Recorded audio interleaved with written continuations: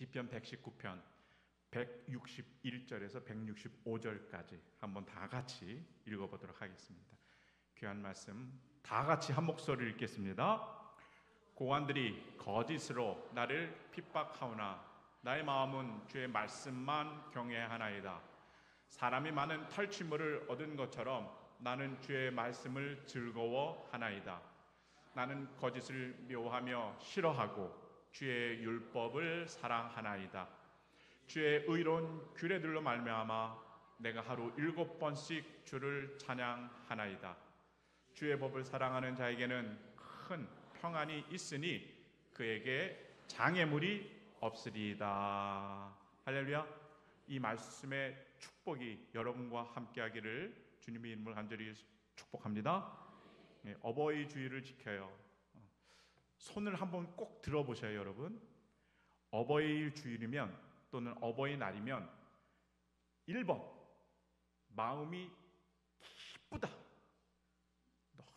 너무 즐겁다. 1번.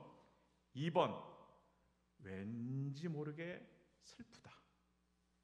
자, 한 번은 드셔야 됩니다. 어버이날이면 정말 기쁘다. 손 들어보세요. 이건 뭡니까? 이거는 기쁘다. 할렐루야. 왠지 모르게 슬프다. 2번. 네. 왜 그럴까요? 아마도 껄껄껄 뭐 이런 것 때문에 그런 것 같아요. 부모님 잘 계실 때 잘할 걸, 효도할 걸, 그때 좋은 음식 한번 대접해 드릴 걸, 내가 말 잘 들을 걸, 그런 후회가 다시 한번 생각나기 때문일 것 같기도 하고, 또 뵙고 싶은 부모님이 안 계시잖아요.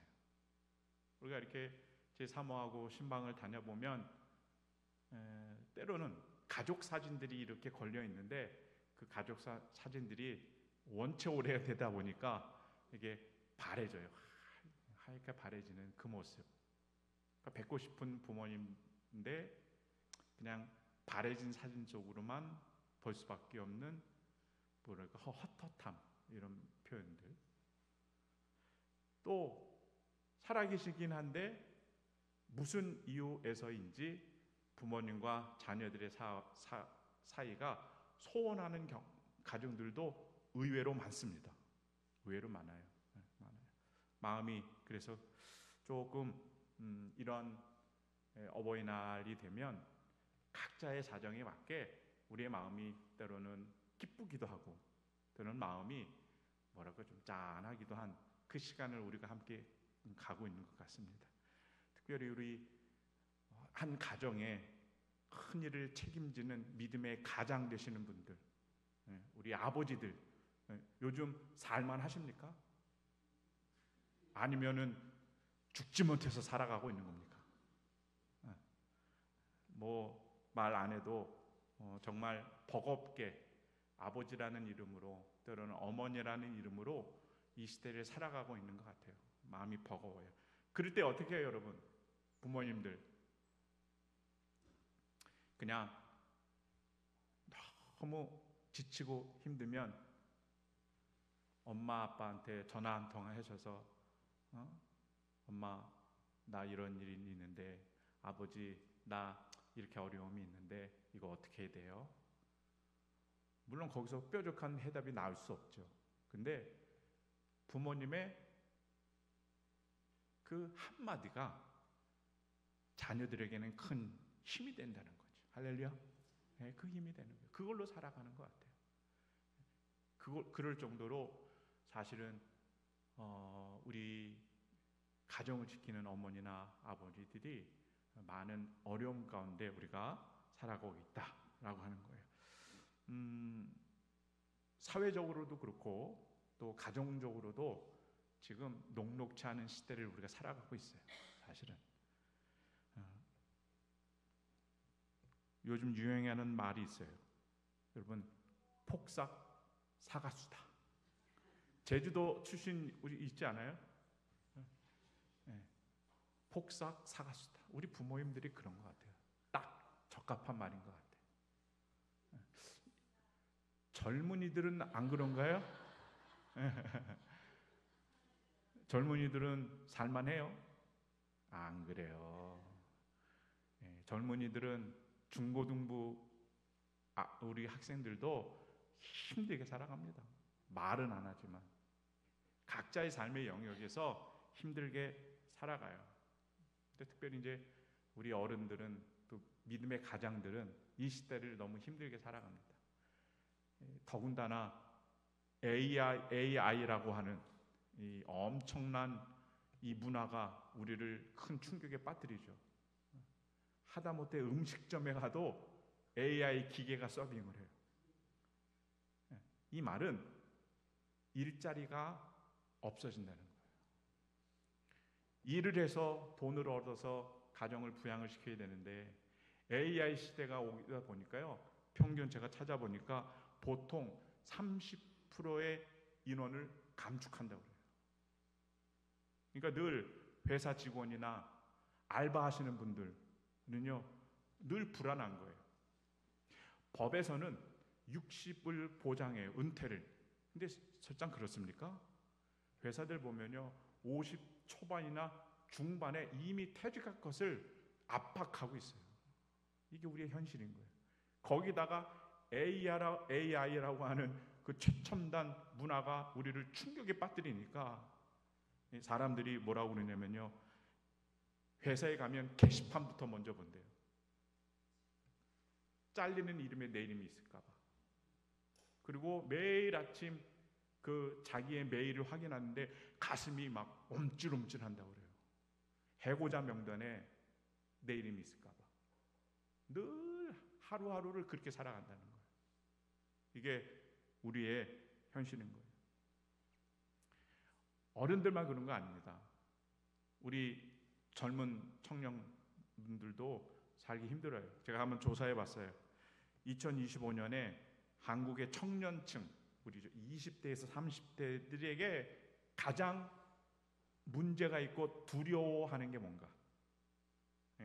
통계적으로 3위, 인간관계에 단절이 되는 걸 그렇게 두려워한다고 그래요. 그래서 어떻게 하든지 친구들하고 핸드폰을 하거나 SNS를 해서 그 관계를 맺으려고 또 뭐 사진을 찍고 뭘 해서 올리고 이렇게 해서 그 끈을 놓지 않으려고 발버둥 치려요. 왜? 나 혼자 고립되는 게 되게 두려운 거예요. 그런 마음들이 있다고 그래요. 2등은 의외였어요. 우리 청년들이 두려워하는 2등은 정신 건강의 문제래요. 여러분, 우리 청년들이라고 해서 정신이 건강한 거 아닙니다. 왜요? 공부하는데 너무 지치고요. 또 취업의 문을 또 두드리는데 너무 지치거든요. 그러니까 말은 안 하는데 다 골마 있는 우리 자녀들이에요. 그러니까 이게 다 어디로 나타나요? 정신적인 질환으로 나타나기 시작한다는 거예요. 저와 여러분이 이런 면에서 우리 하부교의 자녀들을 더욱 축복해 주시기를 소망합니다. 우리 자녀들이 제일 두려워하는 1등은 무슨 문제일까요? 경제적인 안정 문제. 이게 제일 두려워하는 거라고 그러더라고요. 취업의 문제, 소득의 불안정한 문제. 이게 문제. 우리 대학생들 대학을 졸업하면 일단 은행빚을 안고 사회생활을 출발하죠. 그동안에 막 대출을 받아서 학자금 만들고 했으니까.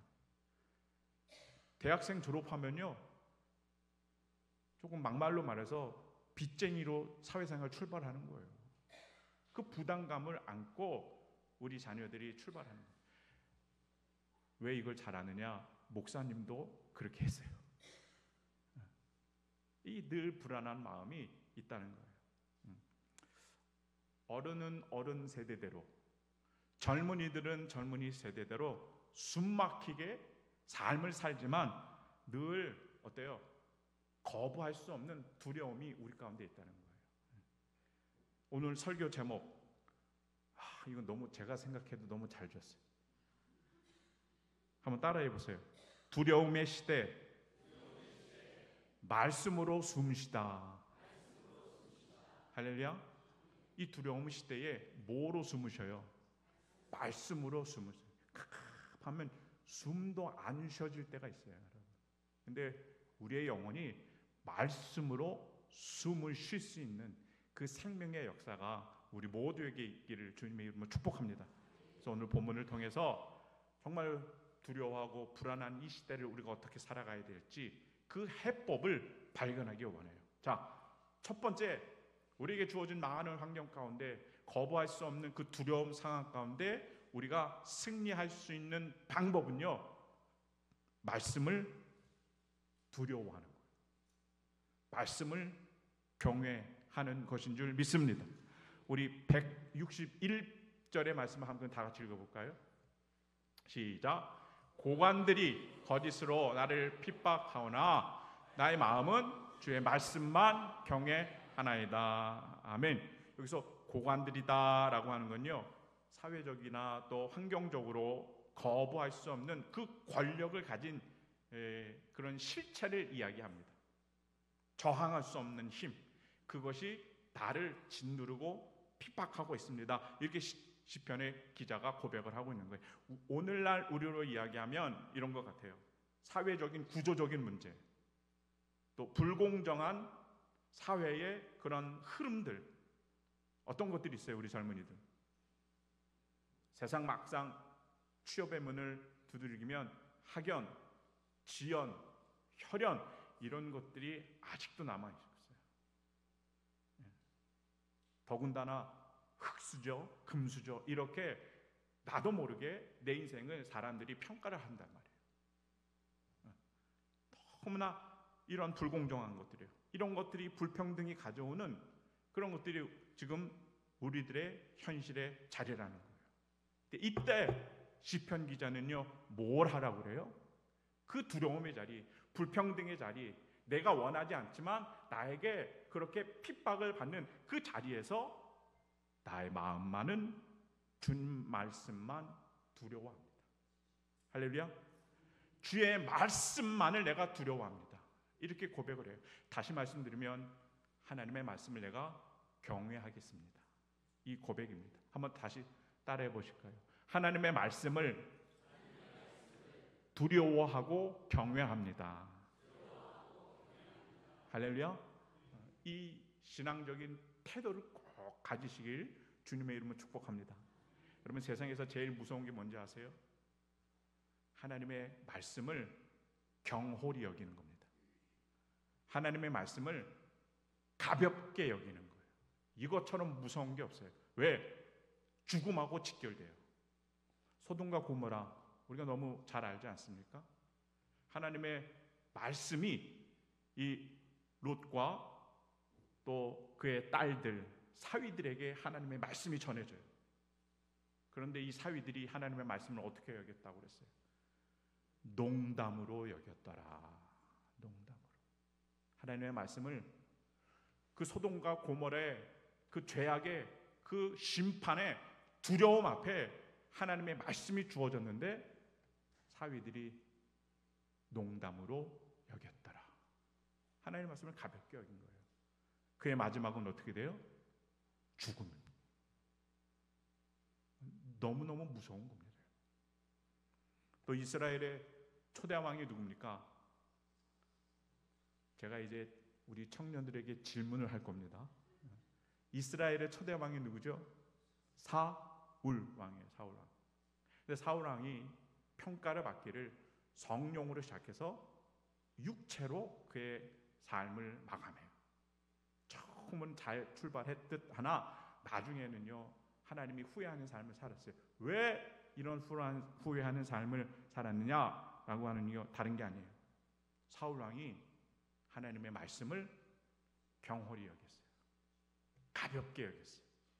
이 한 가지 때문에 그 인생이 마지막에 빵점짜리 인생으로 낙인시킨 거예요. 우리 사무엘상 15장 23절의 말씀 다 같이 한번 읽어보도록 하겠습니다. 시작.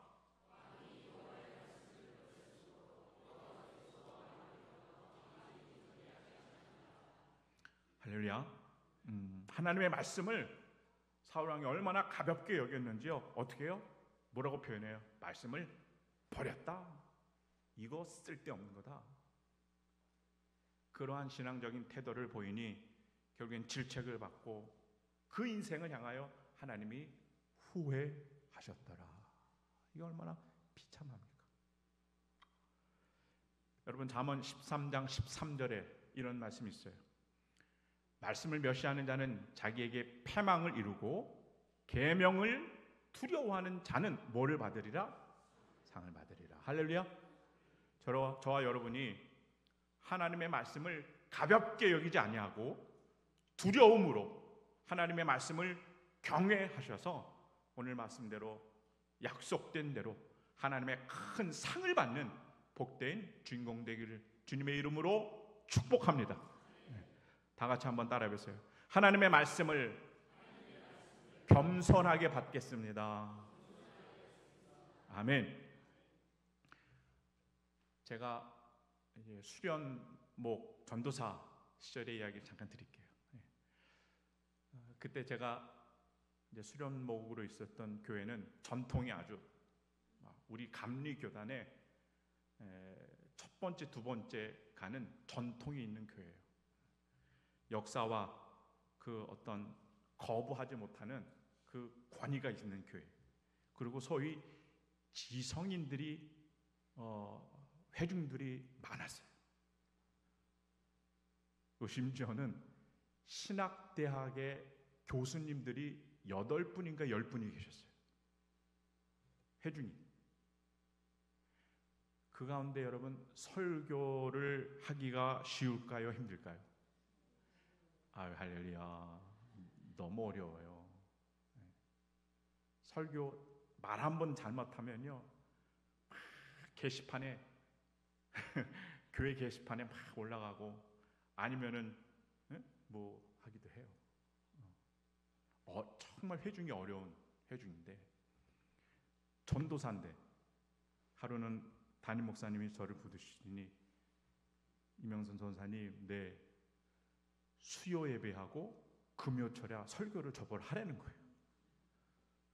그것도 한 번이 아니라 이렇게 주기적으로 이름을 탁탁탁탁 집어넣으셨어요. 아니, 부목사님들도 많이 계시고 그 내노라 하는 그 신학대학의 교수님, 다 목사님들이 있거든요. 그 소속 교수님들도 많이 계신데 왜 나를 시키나. 그러면서 일단 담임 목사님이 또 지시하신 거니까 전도사 시절에 하여튼 최선을 다해서 준비해서 수요일에 막 시리즈 설교하고 금요철에 아마 했거든요. 그 설교 파일이 아직도 있어요, 저한테. 그래서 가끔 그거를 이렇게 들여다봐요. 그러면요, 제 마음이 어떨까요? 이게 설교냐? 이런 마음이 들어요. 야, 내가 이걸 설교라고 했냐? 정말 창피해서 이걸 어디다 내놓을 수가 없는 그 설교문을 그 전도자 시절에 했던 게 생각이 나요. 그러면서 참 그 교회 성도님들이 감사하더라고요. 어르신들인데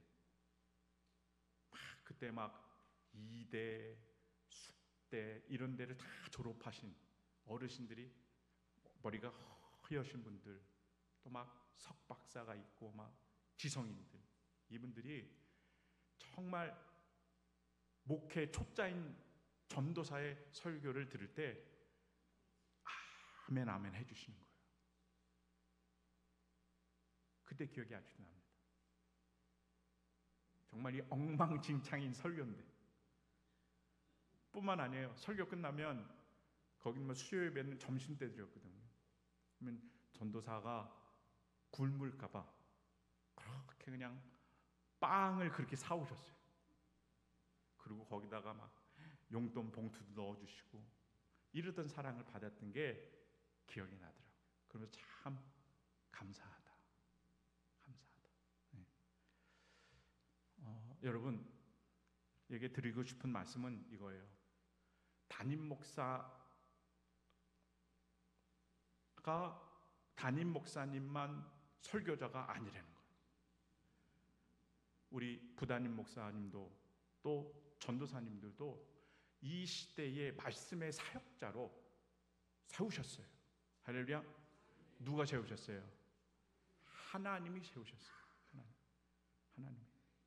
여러분, 하나님이 세우신 이 설교자, 앞으로 이 재단에 많이 또 다른 분들도 세울 겁니다. 그런데 나는 개인의 취향과 입맛대로, 우리가 고린도 전서에 나타난 것처럼 나는 바울파다, 나는 아볼로파다, 아니야 난 개바파다 하면서 평가하면서 내 취향의 그 설교자를 찾아다니면, 그리고 그 취향에 맞는 설교자가 안 나오면 또 예배를 안 나와요. 이거는 말씀을 가볍게 여기는 겁니다.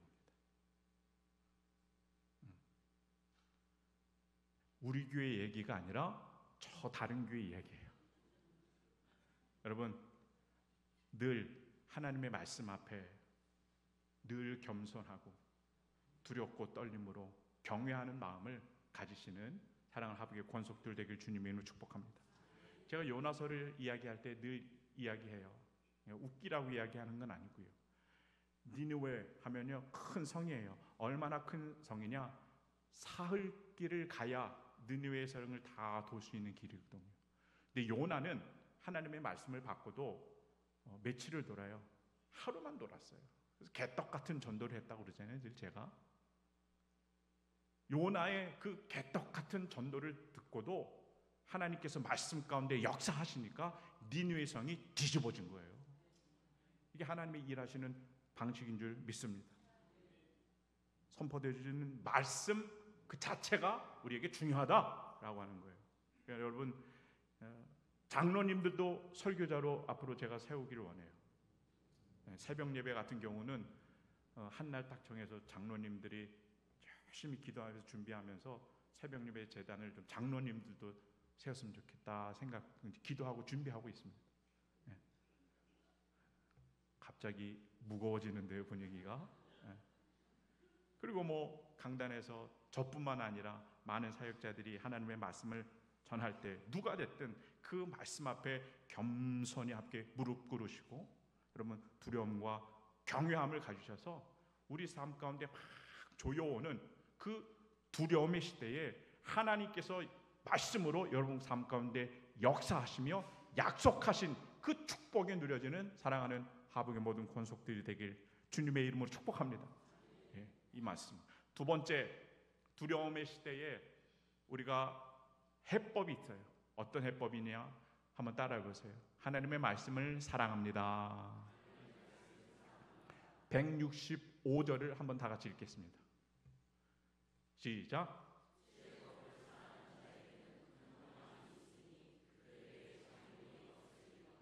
할렐루야.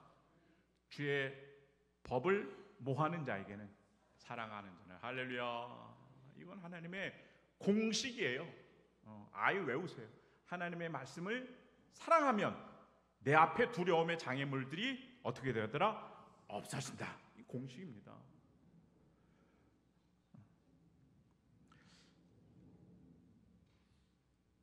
이 영적인 축복의 대표 주자가 여호수아예요. 여호수아. 여러분, 여호수아는 이제 모세의 뒤를 이어서 시대의 큰 리더가 됩니다. 그런데 그 리더인 여호수아에게 큰 사명이 주어지죠. 앞에 보여지는 그 이스라엘의 7 족속들이 있어요. 이것을 보는 여호수아의 마음은 어떨까요?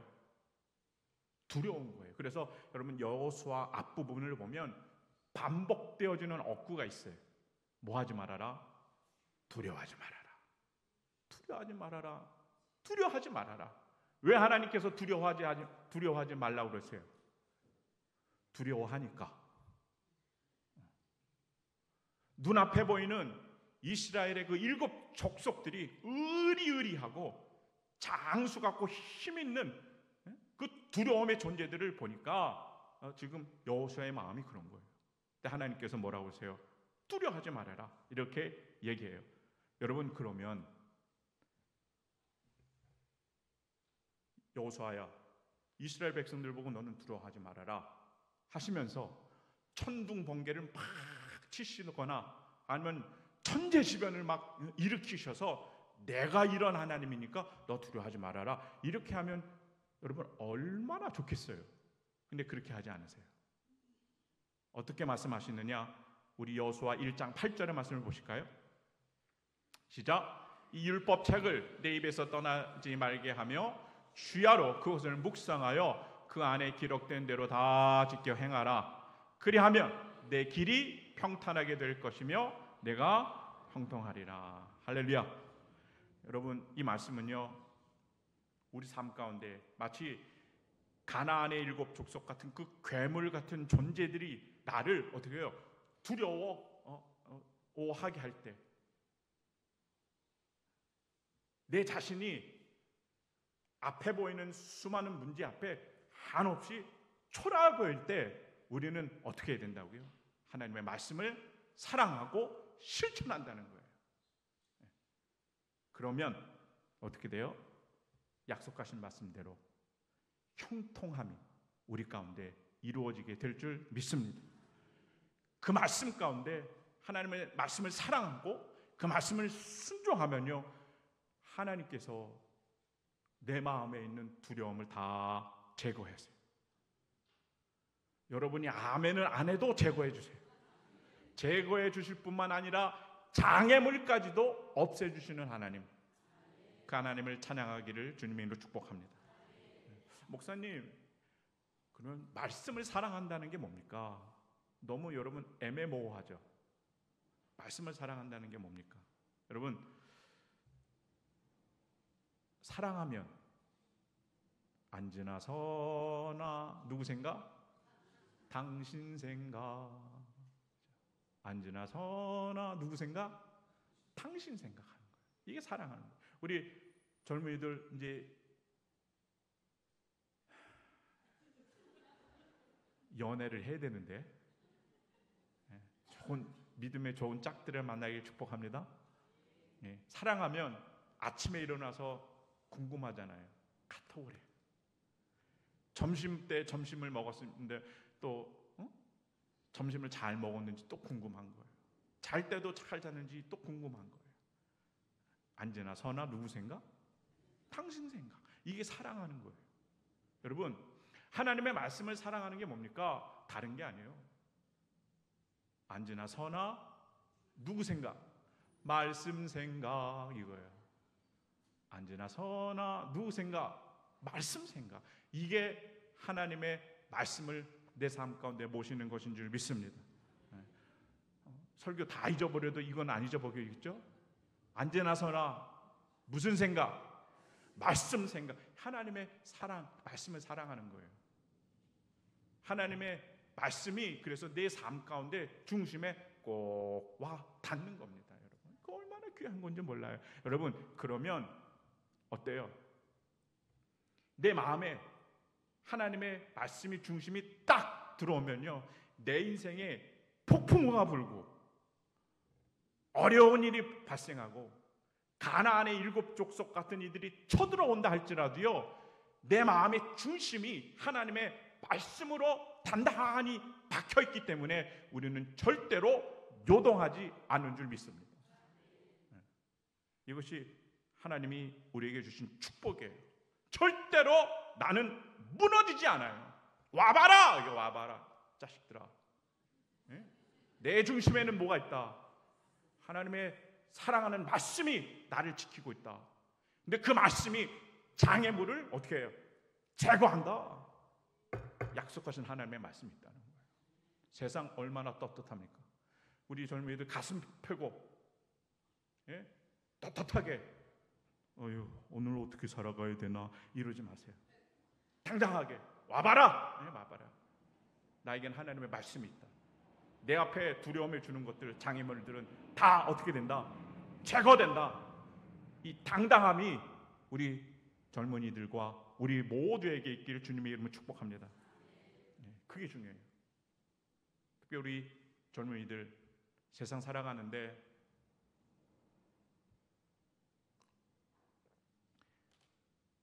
죄의 유혹이 있습니까? 없습니까?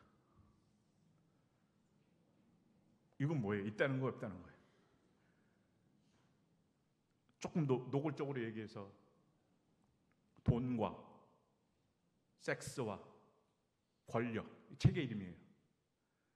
이것으로 대표되는 유혹들이 여러분에게 끊임없이 찾아와요, 안 찾아와요?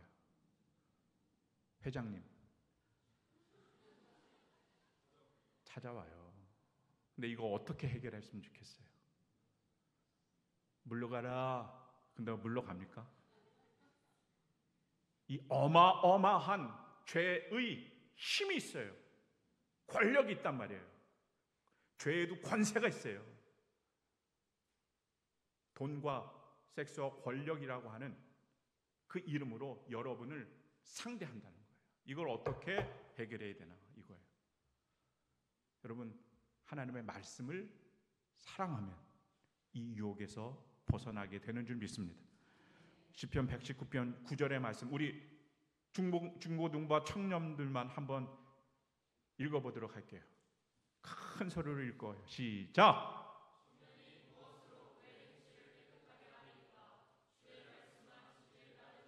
아멘. 우리 11절은 다 같이 한번 읽어보도록 하겠습니다. 시작! 내가 주께 범죄하지 아니하려 하여 주의 말씀을 내 마음에 두었나이다. 아멘. 여러분, 수많은 죄악들이, 유혹들이 우리 앞에 놓여 있어요. 두려워서 벌벌 떨게 만들기도 하고 죄의 유혹이 우리를 그릇된 길로 인도하기도 해요. 이럴 때 어떻게 해야 돼요? 하나님의 말씀을 사랑합니다. 앉으나 서나 말씀 생각. 여러분, 하나님의 말씀이 나를 지키는 힘이 되는 줄 믿습니다. 설교를 정리할게요. 제가 이렇게 성경 통독을 하다 보면 늘 이분이 정말 귀하다 이렇게 생각이 드는 분이 있어요. 열왕기하 22장에 보면 유다의 왕인데 요시야입니다. 우리 성경 통독할 때 많이 외쳤죠. 한번 따라해서 요시야 왕이에요. 이 요시야 왕이 어렸을 때에 어린 나이에 왕이 됩니다. 그러면서 정말 중요한 일을 하는데, 제가 이렇게 설교를 마무리할 때는 항상 키보드를 좀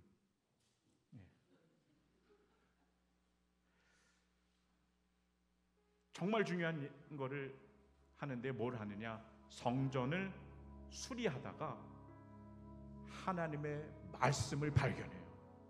할렐루야. 그 전에는 무슨 삶을 살았다는 거예요?